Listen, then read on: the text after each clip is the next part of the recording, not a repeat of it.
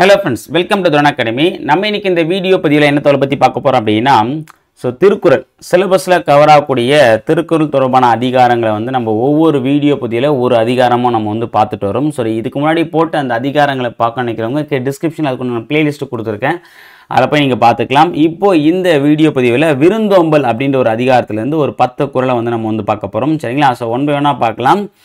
விருந்தோம்பல்னா என்னன்றதை நம்ம வந்து ஃபர்ஸ்ட் பார்த்துடலாம். சரியா? விருந்தோம்பல் அப்படின்னா என்ன அப்படின்னா விருந்தினராக நம் வீட்டிற்கு வருவோரை, விருந்தினராகனா புதிதாக, ஓகே, உறவினர் வேற விருந்தினர் வேற, ஓகேவா?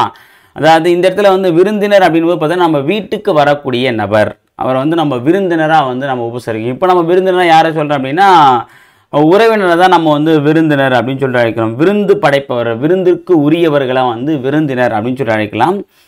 ஓகேவா? அப்போ விருந்தினர் நம்ம வீட்டுக்கு வரக்கூடியவர்களை வந்து நம்ம எப்படி உபசரிக்கணும் அப்படின்றத வள்ளுவர் வந்து குறிப்பிட்டார். ஓகே, விருந்தினர்னா எப்படி இருக்கணும், விருந்தினரை எப்படி வரவேற்கணும், விருந்தினருக்கு எப்படி உணவளிக்கணும், விருந்தினரை எப்படி உபசரிக்கணும், ஓகே, விருந்தினரை எப்படி வரவேற்க கூடாது, விருந்தினர் வரவேற்கும் போது நாம் எப்படி இருக்கணும், இது எல்லாத்தையுமே அழகாக ஒரு 10 குறளை வந்து வள்ளுவர் வந்து குறிப்பிட்டிருக்காரு.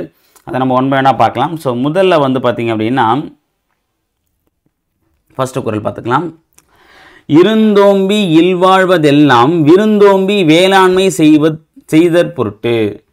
இருந்தோம்பி இல்வாழ்வதெல்லாம் விருந்தோம்பி வேளாண்மை செய்தற் பொருட்டு. இது என்ன சொல்றாங்க அப்படின்னா இவ்வுலகில் இருந்து பொருளை பேணி இல்வாழ்க்கை நடத்துவதெல்லாம் விருந்தினரை போற்றி உதவுதலின் பொருட்டே ஆகும். ஓகே, இந்த உலகத்தை நம்ம வாழ்ந்து நம்ம பொருளை பாதுகாத்து இந்த இல்வாழ்வு இல்லற வாழ்வு நடத்துவது எல்லாமே வந்து பார்த்தோன்னா விருந்தினர் நம் வீட்டிற்கு வரக்கூடிய விருந்தினரை உபசரிப்பதற்காகத்தான்.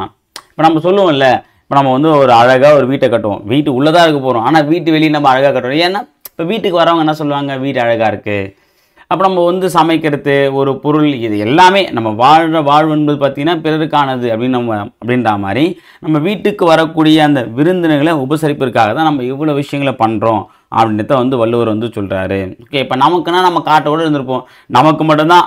இப்போ நம்ம எக்ஸாம்பிள் சிம்பிளாக வச்சுக்கோங்க, இப்போது யாருமே இல்லை இந்த உலகத்தில் நீங்கள் ஒரு ஆள் தான் இருக்கீங்க அப்படின்னா வேலைக்கு போவோமா, ட்ரெஸ் எடுப்போமா, மேக்கப் பண்ணுவோமா, எதுவுமே பண்ண மாட்டோம், அழகாக ஜாலியாக சுற்றிட்டு இருப்போம்.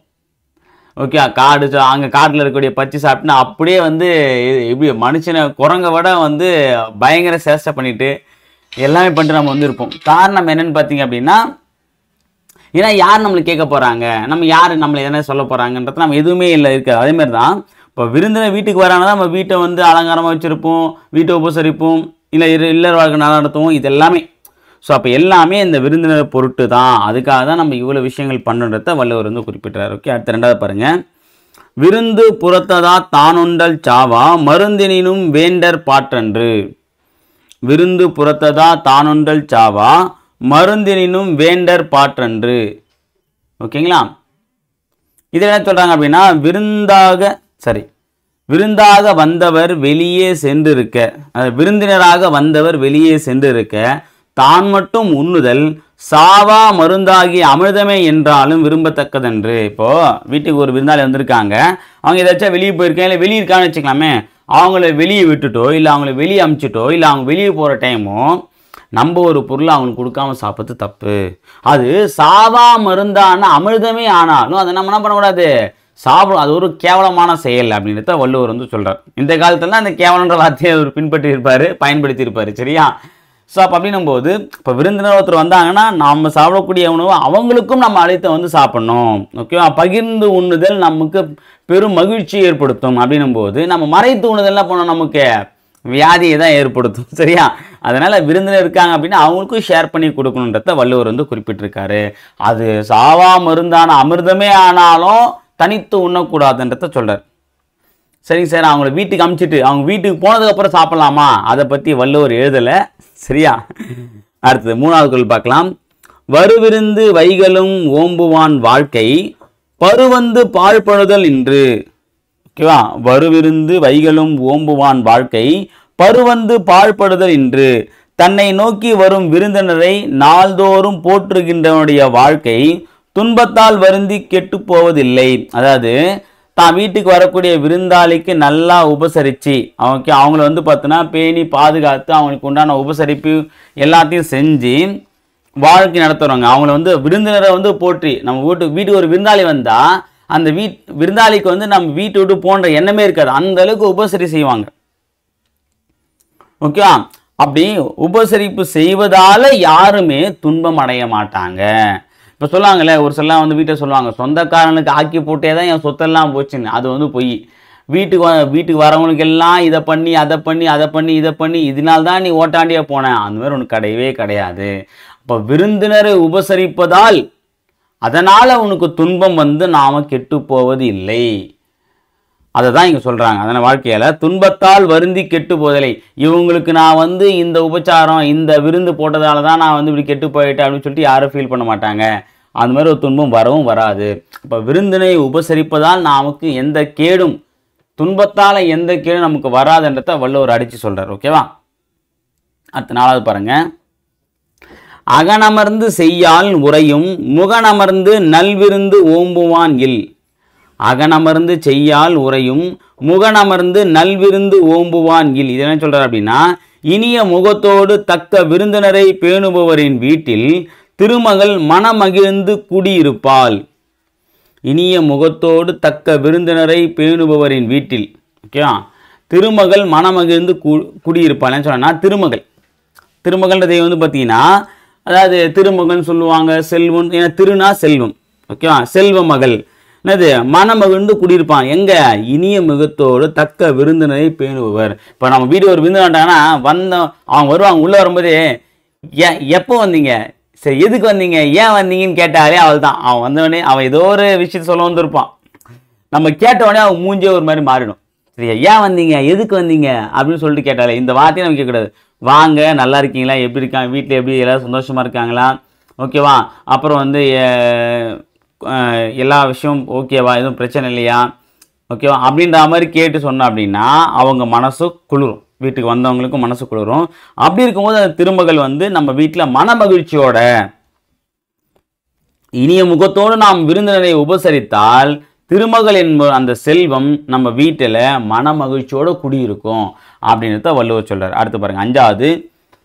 வித்தும் இடல் வேண்டும் கொல்லோ விருந்தோம்பி மிச்சல் மிசைவான் புலம். வித்தும் இடல் வேண்டும் கொல்லோ விருந்தோம்பி மிச்சில் மிசைவான் புலம். விருந்தினருக்கு முதலில் உணவளித்து மிஞ்சியதை உண்டு வாழும் பண்பாளன் தன் நிலத்திற்குரிய விதையை கூட விருந்தோம்பலுக்கு பயன்படுத்தாமல் இருப்பானா.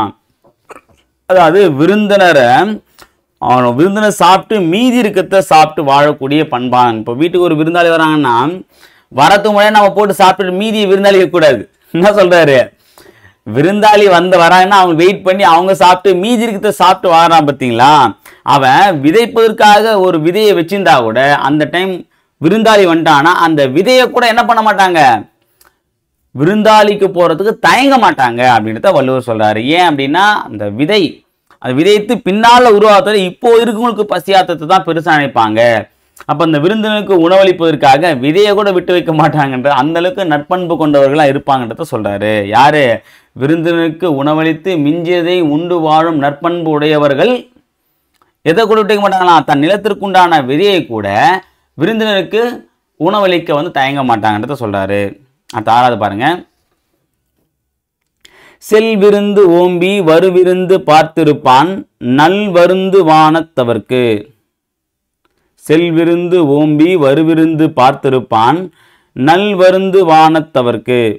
என்ன சொல்றேன் அப்படின்னா, வந்த விருந்தினரை போற்றி இனிவரும் விருந்தினரை எதிர்பார்த்திருப்பவன் வானுலகத்தில் உள்ள தேவர்க்கும் நல்ல விருந்தினன் ஆவான். என்ன சொல்ற அப்படின்னா, ஒரு விருந்தாளி வர்றார் அப்படின்னா அந்த விருந்தாளியை போற்றி வழி அமைச்சிட்டு அடுத்த ஆள் விருந்தினருக்கு காத்திருப்பான் பார்த்தீங்களா, இனிவரும் விருந்தினரை எதிர்பார்த்திருப்பான் பார்த்தீங்கன்னா அவனுடைய வானுலகத்தில் உள்ள தேவருக்கும் நல்ல விருந்தினாவான்.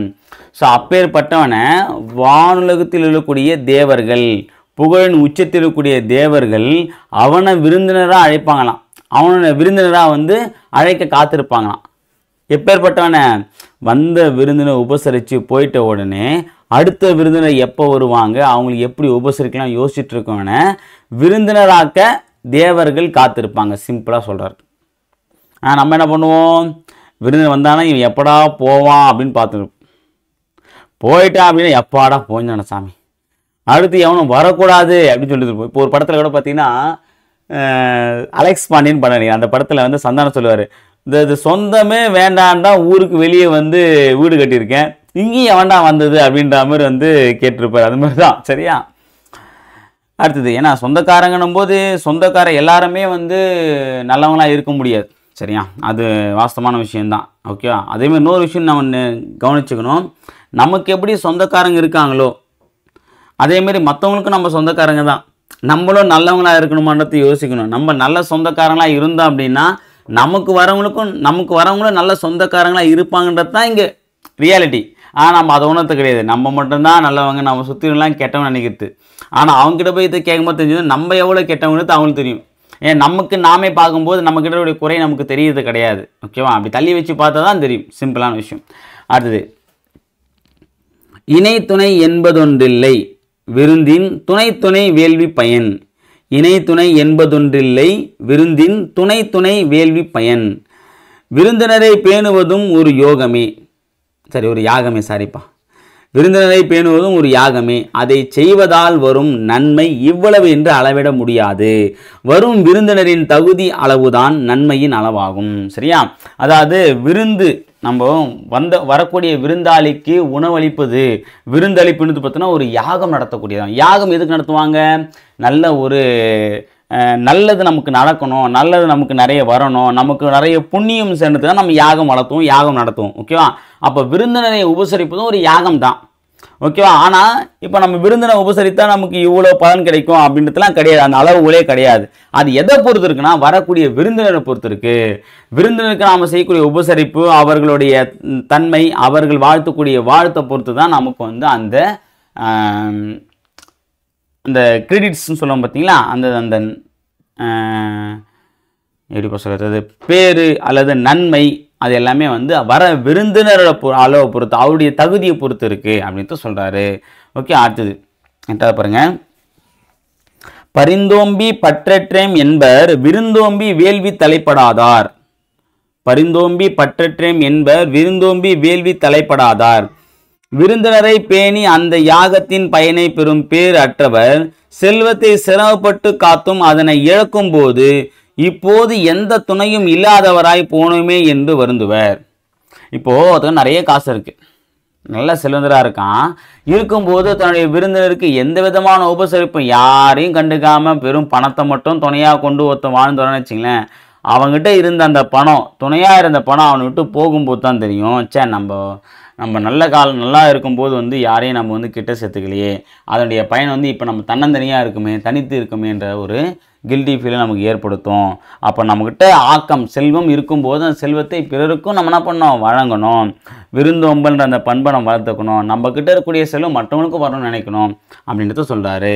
அப்போது பணம் இருக்குது அப்படின்னா விருந்தோம்பல் நம்ம செய்யணும். பணம் இல்லாதப்போ தான் நாம் செய்த அந்த விருந்தோம்பல் நமக்கு துணையாக நிற்குன்றத வள்ளுவர் குறிப்பிட்டார். அடுத்து பாருங்கள் 9வது குறள், உடைமையுள் இன்மை விருந்தோம்பல் ஓம்பா மடமை மடவார்க்கண் உண்டு. உடைமையுள் இன்மை விருந்தோம்பல் ஓம்பா மடமை மடவார்க்கண் உண்டு. விருந்தினரை வரவேற்று போற்றத் தெரியாத அறிவற்றவர்கள் எவ்வளவு பணம் படைத்தவர்களாக இருந்தாலும் தரித்திரம் பிடித்தவர்களாகவே கருதப்படுவார்கள். ஓகேவா. ஸோ இதுக்கு வந்து பார்த்தீங்கன்னா இந்த அர்த்தம் இது வந்து கலைஞர் மு கருணாநிதி அவர்கள் எழுதிய உரைப்பா. இப்போ இந்த இதெல்லாம் நான் எடுக்கும்போது 3 பேர் ரெஃபர் பண்ணுவேன். சாலமன் பாப்பியார் உரை இருக்கும், மு வரதாசன உரை இருக்கும், அதுமாரி கருணாநிதி அவர்கள் உரை இருக்கும், மு கருணாநிதி அவர்கள் உரை இருக்கும். ஓகேவா. இதுமாதிரி இருக்கும், பரிமளர்கள் உரை கூட இருக்கும். நான் அதில் வந்து எது நமக்கு ஆப்டாக இருக்கோ, நம்ம கரண்ட் சுச்சுவேஷனோட வந்து ஒன்றி இருக்கோ அந்த உரையை தான் நான் எடுத்து போடுவேன். இதில் இந்த வார்த்தையை நச்சுன்னு, இந்த தரித்திரம் பிடித்தவர்கள்ன்ற வார்த்தையை வந்து எல்லாருமே டீசெண்டாக பயன்படுத்தியிருப்பாங்க, மற்ற அறிஞர்கள் தான். கலைஞர் அதை நச்சுன்னு வந்து போட்டு உடைச்சிருப்பார், இவங்களாம் இப்படித்தாண்டா அப்படின்றத அழகாக சொல்லியிருப்பார். ஸோ அதுக்கு அதை பார்த்தோன்னே டக்குன்னு இந்த வரி வச்சா கரெக்டாக இருக்குன்ற மாதிரி வந்து தோணியிருக்கும். சரியா. ஏன்னா அந்த அர்த்தம் வந்து, ஏன்னா ஒவ்வொருத்தரும் ஒவ்வொரு மாதிரியான உரைகளை வந்து கொடுத்துருப்பாங்க, அதில் நமக்கு எது சிறந்த உரைன்றதை நம்ம தேர்ந்தெடுக்க தான் பெஸ்ட்டு. ஓகே. அதுதான் நமக்கு விளக்க முடியும், மாணவர்களுக்கு புரிவது ஈஸியாக இருக்கும். சரியா. விருந்தினரை வரவேற்று போற்ற தெரியாத அறிவற்றவர்கள் எவ்வளவு பணம் படைத்தவர்களாக இருந்தாலும் தரித்திரம் பிடித்தவர்களாகவே கருதப்படுவார்கள். அதாவது ஒருத்தன் மிகப்பெரிய பணக்காரன் ஆனால் அவனுக்கு விருந்தோம்பல் பண்பே இல்லை அப்படின்னா அவன் தரித்திரம் பிடிச்சவனுக்கு சாமான்றத்தை சிம்பிளாக சொல்லி முடிச்சிருப்பாரு. ஓகேவா? அடுத்து 10வது பாருங்க. மோப்ப குழையும் அனிச்சம் முகந்திரிந்து நோக்க குழையும் விருந்து. ஓகேவா? மோப்ப குழையும் அனிச்சம் முகந்திரிந்து நோக்க குழையும், அது நான் வந்துச்சுப்பா, சாரி, குழையும் விருந்து. என்ன சொல்றாங்க அப்படின்னா, அனிச்சம் எனப்படும் பூ முகந்தவுடன் வாடிவிடக்கூடியது, அதுபோல் சற்று முகங்கோணி வரவேற்றால் விருந்தினர் வாடிவிடுவர். ஓகேவா? அனிச்சம் அளவு மலர் இருக்குப்பா, அதான் நம்ம சொன்ன பற்றியா திருவள்ளுவர் பயன்படுத்திய பூ இது அனிச்ச மலர், நெருஞ்சி பூ, அனிச்சம் பூ சொல்லலாம். அந்த பூ, இந்த பூ வந்து பார்த்தீங்கன்னா மோந்து பார்த்தாலே வாடிடுமா பாருங்க, மோந்து பார்த்தாலே வாடிவிடக்கூடிய பூ தான் இது அனிச்சம் பூ. அதே மாதிரி தான் இப்போ நம்ம வீட்டுக்கு ஒரு விருந்தாளி வராங்கன்னா அவன் என்ன பண்ணோம், ஒரு இன்முகத்தோட வரவேற்கணும். வாங்க வாங்க வாங்க வாங்க அப்படின்னா அது எப்படி இருக்கு, வாங்க அப்படின்னா அவங்க வாங்க அப்படின்னு உடனே எப்போ வந்தீங்க, ஓகேவா, சரி வாங்க அப்படின்னு நம்ம ஒரு சலுப்போட சொல்லும்போது அவன் நம்ம வீட்டுக்கு ஆர்வமாக வந்திருப்பான். நம்ம வீடு வந்து பார்த்தீங்கன்னா பஸ் ஸ்டாண்ட் பக்கமே கட்டி வச்சிருக்க மாட்டோம்.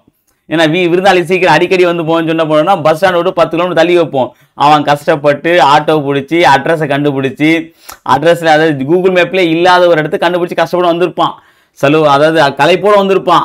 அவனை இன்னும் 4 அடி அடிக்கிற மாதிரி மூஞ்சாலே என்ன பண்ணணும் நம்ம, சரி ஓகே வாங்க, எப்படி வந்தீங்க, இவ்வளோ தூரமாச்சே அப்படின்னு நம்ம கேட்டேன் அப்படின்னா முடிஞ்சு கதை. சரியா? ஸோ அப்போ அப்படின்னு போது அந்த மாதிரி பார்த்தோம் கேட்டோம்னா நம்மளுடைய முகம் மலர்ச்சி இல்லாமல் நம்ம வந்து பார்த்தோன்னா முகத்தை கோணிக்கிட்டு ஒரு மாதிரி வரவேற்றோம் அப்படின்னா அந்த விருந்தினருடைய உள்ளம் வாடும். சே, இவன் வீட்டுக்கு போய் இவ்வளோ கஷ்டப்பட்டு வந்தேன் மேடம் அப்படின்னு சொல்லிட்டு யோசிச்சுவாங்க. வந்து ஒரு தண்ணி கூட குடிக்காமல் சரி கிளம்புறோமா அதுமாரி வந்து போயிடுவாங்கன்றத சொல்கிறாங்க. சரிங்களா? சரி ஃப்ரெண்ட்ஸ், இந்த வீடியோ பற்றியில் வந்து பார்த்தீங்கன்னா விருந்தோம்பல் அப்படின்ற ஒரு அதிகாரத்துலேருந்து ஒரு 10 குறளை வந்து பார்த்துருந்தோம். அடுத்த வீடியோ பதிவில் வேறொரு அதிகாரத்தோடு நான் உங்களை சந்திக்கிறேன். அதுவரை உங்களிடமிருந்து விடைபெறுவது அருள் புந்துரோன் அகாடமி. தேங்க்யூ.